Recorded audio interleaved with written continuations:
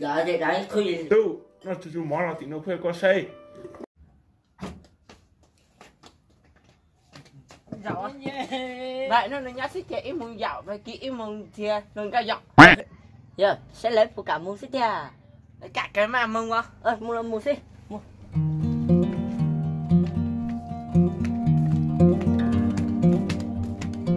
Đây là chỉ những chiều còn ở đâu. Đi bỏ lo lục cho tôi đã uống được chứ. Cái gì từ khi là có là một chơi một tiệm.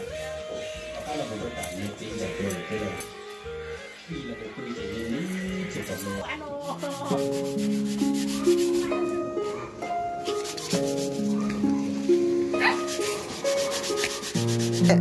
Bên sai lưu tán này hai con sai.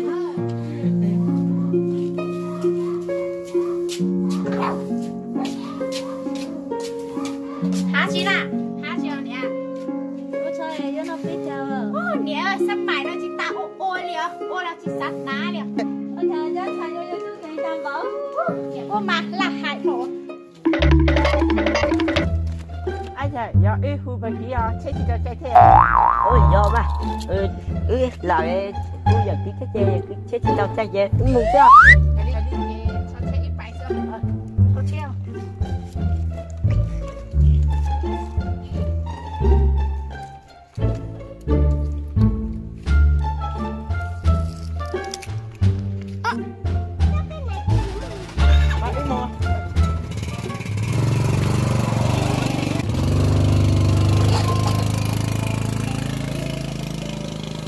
Bây giờ nó có mua từ thứ nào? Chị mua cái cô phụ tao 60 giờ tí là.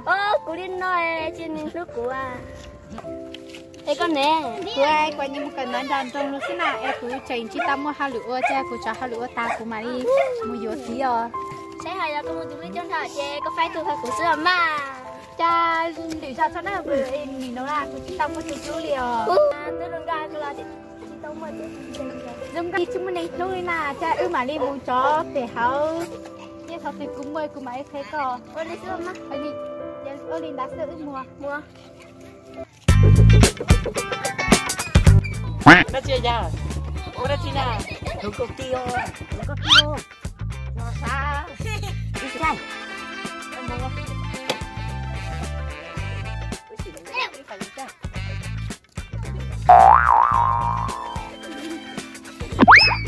Chào hút cho nhau. Wow. Vậy, mua cho nào vậy? Lần đầu không mua đâu. Ôi, sao? Ta li à. Ủa sao thế nào? Đừng ta li giờ. Chỉ bao nhiêu mong tao sẽ là chiều của cho li à. Tao cũng tao li à. Chút ta li à. Tôi nuôi thôi thì bây giờ từ thôi gì nó đi chi bao xa đi thế tao có em thôi thì nữa. Chiến ta có gì à? Trái bự.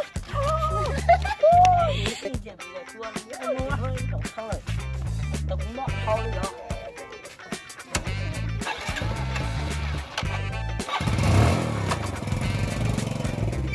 Bây giờ quẻ mới chỉ mong đại tao mua cho ta đi nãy. Ôi khỏi nhìn gì xưa tuổi thế chị đừng trò tuổi đu à. Ô nó cắt nung lại đi ô đi trà na chạy lại ốp lâu tao có.